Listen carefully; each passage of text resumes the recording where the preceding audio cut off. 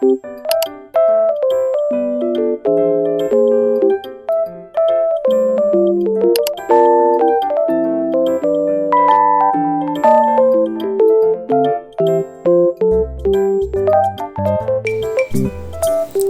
guys, good day everyone.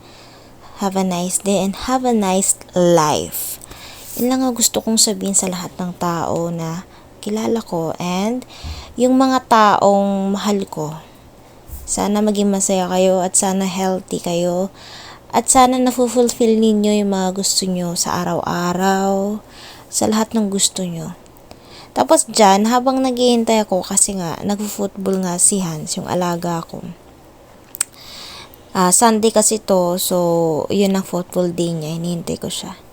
Tapos nakukuha yung attention ko dun sa kabilang nag-uusap. Kasi with action, but anyway, naalala ko lang yung mga kaibigan ko kasi ganyan din kami pag nag-usap or nag-hangout or kahit saan. Wala kami pinipiling lugar kahit nga simbahan ang ingay-ingay namin. Tingnan nyo, parang nasa K-drama lang ang girl. As dito, nag-iisip ako. Kasi nga, binabudget ko yung pera ko, ganito, ganyan. Nangongonsumi yung auntie nyo kasi nga, na-realize ko kulang yung pera ko sa lahat ng kailangan kong gastusin. Parang ganon.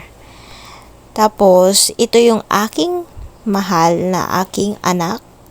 Ang pangalan niya is Chase. Malaki siyang breed and I don't know or we don't know kung ano talaga yung specific niya. Basta ang alam ko lang crossbreed siya. Ganun. Ayan, natutulog. Ang sarap ng tulog ni Mayor. Tingnan nyo naman, ang dila pa. Alam nyo, natutuwa ko dito sa malaki kong aso kasi pag tulog siya is tulog talaga siya. Tapos lumalabas talaga ang dila niya. Tapos ito namang may sakit, yung master namin, na habang nanonood ako ng K-drama, gusto niya magpabuhat, pero okay na siya dyan. Tapos talagang nakakabawi na siya ng paunti, naglalaro na siya ng paunti. Pero yung lambing niya to the max, as in, dati hindi kami nagpapansinan yan. Pero ngayon, nako, kung nasaan ako, nandun na siya. Ganun na siya kaklingi sa akin. As in, parang, ayoko kasi ng clingy talaga. Ako yung taong ayoko ng clingy. Pero alam mo, siguro ito na yung sign kung bakit binigyan ako ni Lord ng mga ganitong klaseng aso. Para matutunan ko maging clinging tao. Maging, alam mo yung OA minsan. Kasi, OA naman ako in the way na hindi masyadong OA. Ako, baby na mulak. Ako, baby na mulak. Baby na mulak.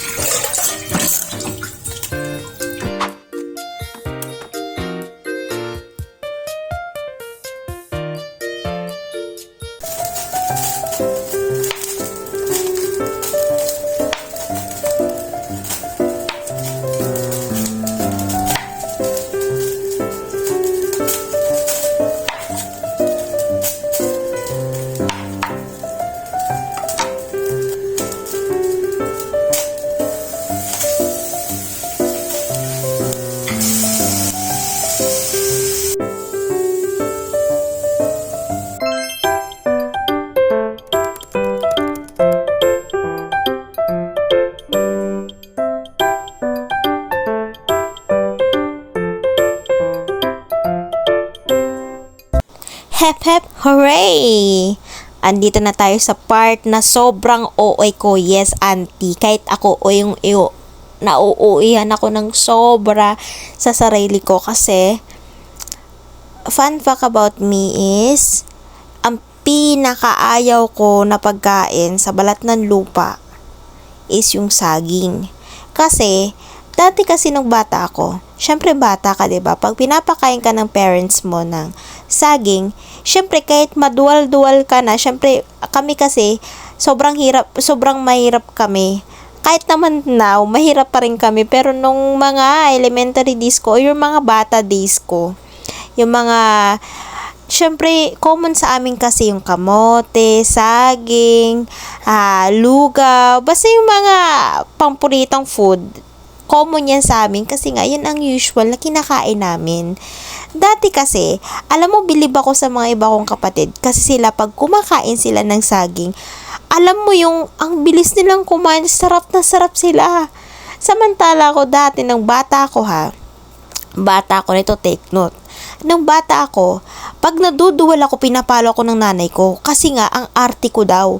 Bakit doon naduduwal ako? Hindi naman bad odor or bad smell ang saging. Masarap naman daw. Yes, wala naman akong sinasabing hindi siya masarap. Ang pinopoint ko lang, hindi ko rin maintindihan sa sarili ko kung bakit ayaw ng stomach ko or ayaw ng esophagus ko. Ayaw niya talaga. Talagang sinusuka ko siya. Tapos nung habang palaki na ako ng palaki, sinusuka ko siya every time nakakain ako ng saging. But, meron kasi dati sa akin nagsabing doktor na nung naaktuhan kasi niya akong habang kumakain ako, tapos nagsuka ako, tapos sabi niya, may mga tao daw talagang ganon. Tapos sinabi ko sa kanya na nangihina ako, na parang bumaba yung sugar ng katawan ko, na parang wala na akong energy, na kahit magbukas ng pinto, hindi ko na kaya. At kahit mag-zipper ng zipper man, hindi ko na kaya. Tapos sabi niya, bumaba daw yung magnesium ko and potassium ko. So sabi niya, kahit ayaw mo, kailangan ng katawan mo yung saging kasi yan ang rich of potassium. Kaya simula nung nalaman ko importante siya, kumakain ako, pinipilit ko talaga. As in, pinipilit ko siya. Talaga. As in. OA na ng OA, pero totoo talaga yun. Lagi siya nangyayari sa akin. And that moment, lately na yan, sobrang hina ko, kaya need ko talaga yung banana. Tapos dyan, syempre, yung si Shifu kasi sobrang clingy niya talaga, to the point na pag umupo ako or kahit may ginagawa ako sa bahay, gusto niya talaga magkatabi kami at gusto niya yung nahawakan yung skin ko. Ganon siya kaklingy. Ganon katindi yung kaklingingan niya. But it's okay, gusto ko rin naman yung ganon. Kahit sa akin kasi pag masyado kang clingy, parang napapagod ako sa'yo, parang nauubos yung energy ko. Kaya ayoko ng ganun. But anyway, mas nasanay na rin ako sa mga dogs ko, kaya okay lang. See you next time, and sana maging okay kayo lagi at be healthy. Bye-bye! Mwah!